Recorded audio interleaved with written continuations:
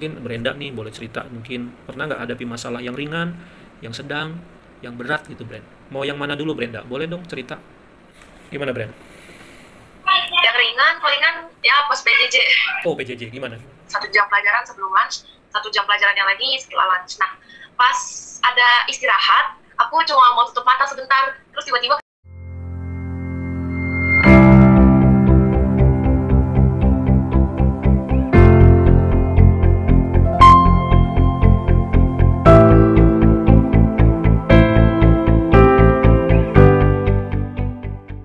Salam happy.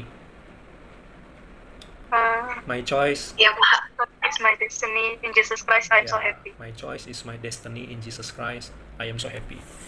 Oke, teman-teman, di sini kita masuk dalam grup Happy 2. Temanya adalah entrepreneur. Alasan yang pertama, kenapa sih entrepreneur ini kita bahas di sini? Dan ini Bapak bagikan kepada kalian. Yang pertama sudah pasti, karena kita punya Tuhan. Kenalilah Tuhan itu jangan hanya sekedar Tuhan pencipta. Terlalu cetek nak kalau kita mengenal Tuhan hanya sebagai pencipta. Kenalilah Tuhan kamu itu punya sesuatu yang jauh lebih besar. Salah satunya adalah dia maha entrepreneur. Tuhan itu maha pengusaha. Jangan kira Tuhan itu tidak punya usaha. Punya. Ya ini bumi ini. Ini adalah pabriknya. Ya bumi ini adalah lahan kerjanya. Bumi ini areanya. Kamu dan saya adalah orang-orang yang Tuhan mau kita juga ikut bekerja di dalamnya, bersama-sama dengan Tuhan. Ya, kalau kalian baca Alkitab, dalam Alkitab itu kan Yesus Kristus itu seringkali memberikan contoh-contoh tentang orang-orang yang berusaha, pengusaha-pengusaha, tentang bisnis-bisnis, tentang bekerja-bekerja. Bukankah dari awal Tuhan juga sudah menetapkan Adam dan Hawa itu entrepreneur? Bener nggak? Tahu nggak Adam dan Hawa dikasih kerjaan apa? Jadi apa dia? Mengusahakan bumi. Iya, mengusahakan bumi. Yang diusahakan apa itu?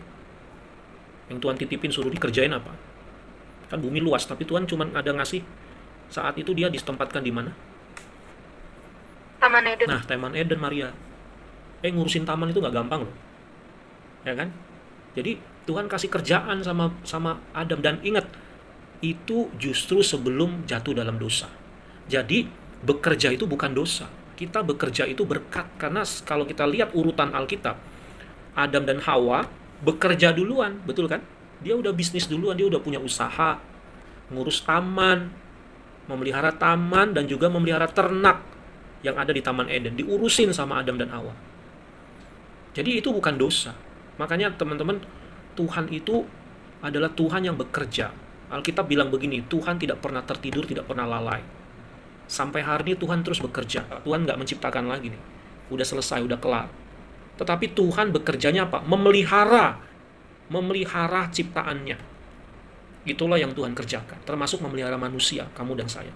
Jadi alasan kita belajar entrepreneur, karena kita punya Tuhan yang maha entrepreneur. Tuhan tuh bahas bisnis usahanya luar biasa. Sampai antariksa. Kamu lihat tuh miliaran planet loh, Brenda.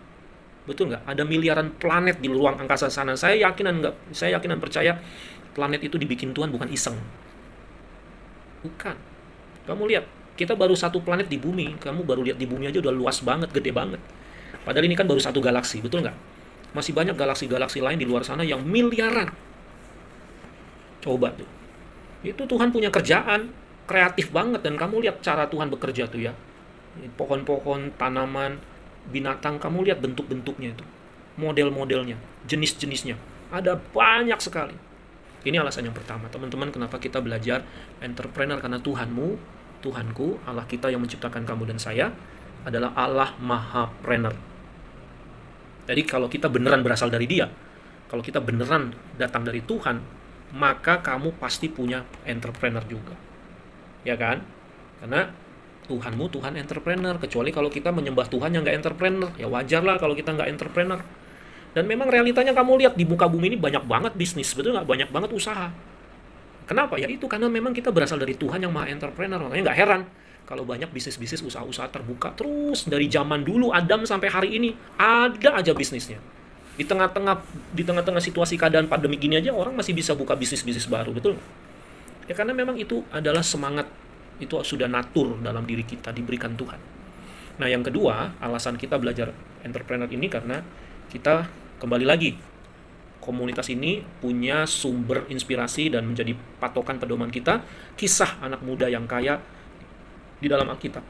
Lukas pasal 18. Anak muda ini dari muda sudah punya kekayaan, sudah punya kemandirian finansial.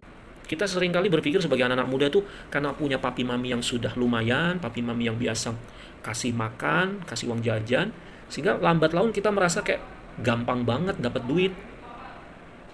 Tinggal minta dikasih, tinggal minta dikasih. Bapak ingin di anak-anak komunitas ini kamu jangan hanya punya mental minta-minta. Kita mesti punya mental berjuang. Kita mesti punya mental memiliki hasil keringat perjuangan sendiri. Miliki itu. Ya, miliki itu teman-teman. Makanya kenapa di Happy Com ini kita bikin seperti ini. Supaya kita benar-benar bisa merasakan mendapatkan uang itu, mendapatkan penghasilan itu. Kita nggak bisa hanya sekedar ongkang-ongkang kaki. Nggak bisa. Coba deh, bisa nggak kita cari untung Rp1.000 aja dari usaha kita? Nggak gampang loh itu. Supaya kita bisa menghargai hasil jerih lelah orang tuamu. Dia yang membiayai seluruh biaya hidup kita. Mari kita belajar. Kalau kita nggak punya semangat entrepreneur begini teman-teman, yang ada kita ini akhirnya apa ya? Nanti saya khawatir kita ini malah jadi malakin orang tua melulu. Iya, kita jadi malakin ngompasin orang tua terus. Nah, yang kayak gini-gini nggak akan membuat kita bahagia, teman-teman. Mari belajar.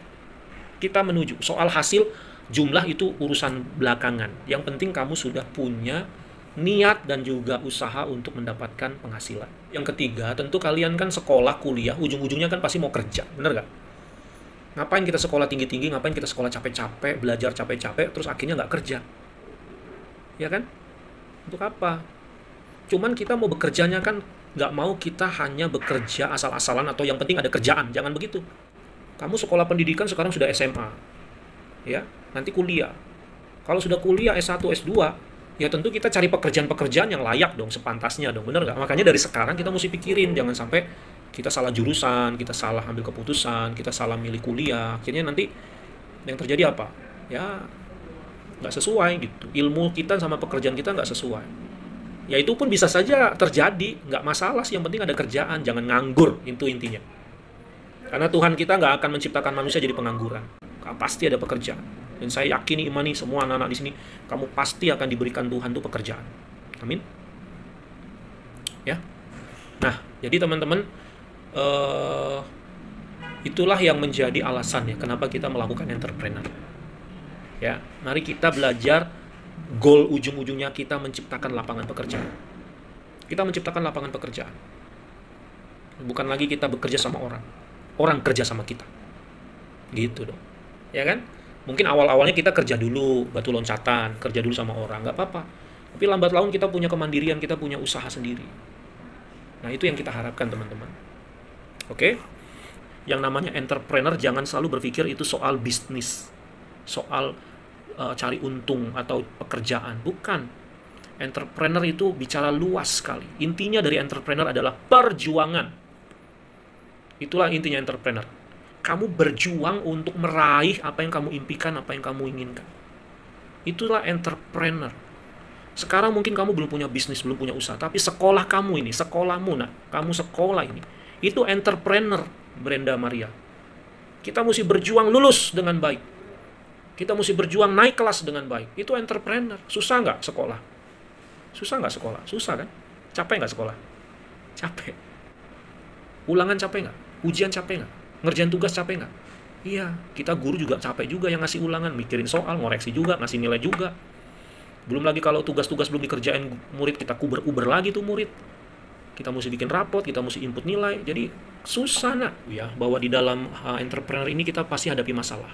Kita pasti hadapi tantangan, kita pasti hadapi kesusahan. Nah, kemarin saya sudah minta Brenda, Christina, coba share. Pernah nggak kamu ngalamin sebuah masalah yang berat? Atau masalah yang ringan? Atau masalah yang sedang? Tapi kamu bisa pecahkan, kamu bisa selesaikan masalah itu. Mungkin Brenda nih boleh cerita, mungkin pernah nggak hadapi masalah yang ringan, yang sedang, yang berat gitu, Brenda. Mau yang mana dulu, Brenda? Boleh dong cerita. Gimana, Brenda? Yang ringan, palingan ya pas PJJ. Oh, PJJ, gimana? 1 jam pelajaran sebelum lunch, 1 jam pelajarannya lagi setelah lunch. Nah, pas ada istirahat, Aku cuma mau tutup mata sebentar, terus tiba-tiba ketiduran. Ketiduran sampai jam, ya sampai pelajarannya nggak selesai sih, pelajarannya masih ada. Ya tidur palingan, terus aku malah ngaku. Itu solusi sebenarnya, Brand. Minta maaf itu solusi loh. Oke, konsekuensi, siap tanggung konsekuensi. Nah, itu latihan, Pak. Itu entrepreneur, nah. Jadi selalu ingat ya, setiap masalah yang kamu selesaikan, itu artinya kamu berhasil menjadi seorang entrepreneur. Karena entrepreneur itu salah satunya adalah menciptakan solusi-solusi. Kenapa ada pesawat? Kenapa ada orang buka pesawat? Kenapa ada buka kereta api? Kenapa ada buka rumah sakit? Kenapa ada buka restoran? Kenapa ada buka sekolah? Kenapa ada buka laundry? Kenapa ada buka ini, buka itu? Itu kan sebetulnya cara manusia untuk memecahkan masalah, betul nggak? Sehingga persoalan-persoalan dalam hidup ini manusia bisa beresin, tinggal, oh ada nih, mau apa? Ini ada, oh mau apa? Ada, mau apa? Ada. Itulah entrepreneur sebenarnya. Nah, kita latih dari perkara kecil, teman-teman. Latih, teman-teman yang sekolah ini, ayo coba pikirkan deh. Jangan sampai kita ini ada masalah di sekolah, ada masalah dengan guru. Itu latihan entrepreneur di situ, nah. Coba cari solusinya, coba pikirkan gimana menyelesaikan masalahnya. Dalam rumah, jangan sampai kita nyusahin papi, nyusahin mami, ya, ributin orang tua. Coba pikirkan apa yang saya bisa bantu meringankan beban orang tua. Itu entrepreneur, nah. Coba kita bikin orang tua jangan sampai jadi beban buat kita. Itu entrepreneur. Oke? Jelas ya? Nah, teman-teman, dalam simbol happy, yang salam happy begini, entrepreneur itu saya simbolkan jari tengah. Jari tengah nih. Jadi ada makna di balik salam happy ini. Ini masing-masing jari punya simbol. Nah, ini Tuhan nggak mungkin ciptain jari tengah, ini nggak bagus. Ini jari tengah ini dahsyat ini. Ini fungsinya kuat sekali. Cuman orang mengkonotasikannya jari tengah ini dianggapnya menghina. Gitu. Nah, entrepreneur itu memang harus siap diperlakukan seperti itu. Betul nggak? Kalau orang kasih tunjukkan jari tengah ini kan dia kayaknya menghina kita, benar nggak Brenda? Kayak nggak sopan gitu ya. Nah, tapi inilah justru simbol entrepreneur saya ambil. Kenapa? Karena orang entrepreneur adalah, dengar baik-baik nih, ada dua hal nih. Nah. Yang pertama ya, kamu terhina karena apa? Bisa kemungkinan kita terhina karena memang kita salah. Karena kita memang error, karena kita memang brengsek, karena kita memang berdosa, karena kita memang hancur. Betul nggak? Kita pasrah lah, kalau dihina orang memang pantas kan, karena memang kita salah gitu.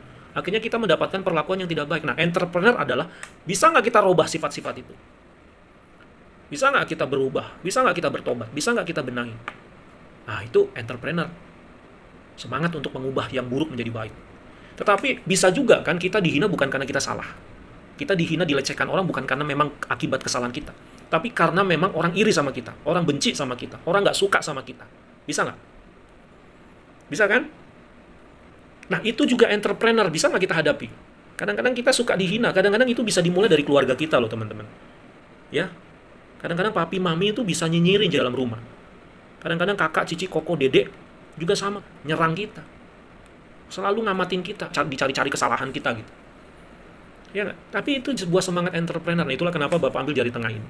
Bapak juga punya pengalaman tuh.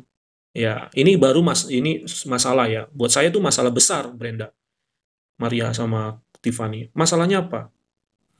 Masalahnya adalah ketika saya tuh, waktu saya sedang belajar nyanyi di gereja, dulu saya cuma singer saja. Saya nggak pernah jadi worship leader, jadi pemimpin pujian. Tidak nolak karena pelayanan ya. Cuman yang jadi masalah adalah kacau. Saya jadi pemimpin pujian yang merusak suasana. Fales suara saya. Musik kemana, suara saya kemana. Pokoknya ibadah remaja itu jadi ketawa-ketawa semua, namanya anak-anak remaja muda kan. Kalau ada salah dikit aja pasti diketawain. Jadi saya diketawain dan jemaat pemuda yang lihat itu, waduh malunya luar biasa saya. Sangat malu sekali, saya benar-benar sampai akhirnya nggak berani duduk di depan, saya duduk paling belakang. Kalau boleh milih saya mau pulang hari itu juga, tapi kan tugas, nggak bisa. Itu malunya sekali, nggak lama kemudian setelah selesai ibadah, senior temen tapi dia senior duluan. Dianggap kamu tuh nggak cocok jadi nyanyi, kamu nggak bisa nyanyi, udah kamu jadi pendoa syafaat aja, nggak usah jadi WL lagi. Kata-kata itu bener-bener satu sisi nyakitin saya ya, artinya saya kan masih baru belajar ya, tapi langsung dapat didikan seperti itu, dapat omongan kayak gitu, itu kan mematahkan semangat, betul nggak? Mematahkan semangat. Tapi ya disinilah saya belajar bahwa saya malah berbalik, saya berpikir, wah saya dapat hinaan begini, saya jadi terpacu untuk saya memperbaiki diri, gitu. Nah, itu semangat entrepreneur itu namanya.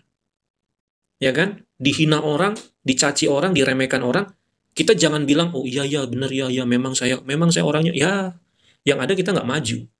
Yang ada kita nggak akan bisa berhasil. Coba kamu perhatikan, semua orang sukses di dunia ini pasti pernah mengalami gagal. Betul nggak, teman-teman? Semua orang sukses di dunia ini. Semua pernah dihina. Semua pernah mengalami gagal. Semua pernah mengalami masalah berat. Semua bisa melewati beban-beban yang sulit. Tidak ada kesuksesan di dunia ini tanpa melewati perjuangan. Tidak ada.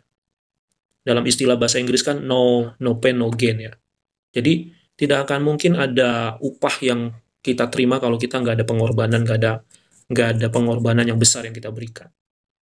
Jadi itu bagus, teman-teman. Intinya teman-teman ingat baik-baik, kalau kita punya semangat entrepreneur, kamu akan mampu menghadapi segala masalah perjuangan apapun di bumi ini. Sehingga kamu tidak akan pernah menyerah, kamu tidak akan pernah bunuh diri. Orang yang bunuh diri adalah orang yang entrepreneurnya tidak ada. Itu bahaya dan itu maunya setan. Maunya setan begitu, nah. Supaya dengan bunuh diri kamu nggak mencapai tujuan kamu. Bener nggak? Karena bunuh diri itu kamu berhenti di tengah jalan. Padahal Tuhan punya rencana indah di depan. Ada rezeki berkat yang Tuhan mau siapkan sama kalian. Tapi karena kita udah hopeless, kita menyerah, lalu kita kecewa, bunuh diri. Yang ada kamu rugi sendiri. Sudah mati muda, nggak dapat apa-apa, nggak mencapai tujuan, bisa masuk neraka lagi nanti. Rugi kan? Bener nggak, teman-teman? Rugi. Jadi mari bangun entrepreneur. Semangat entrepreneur berjuang.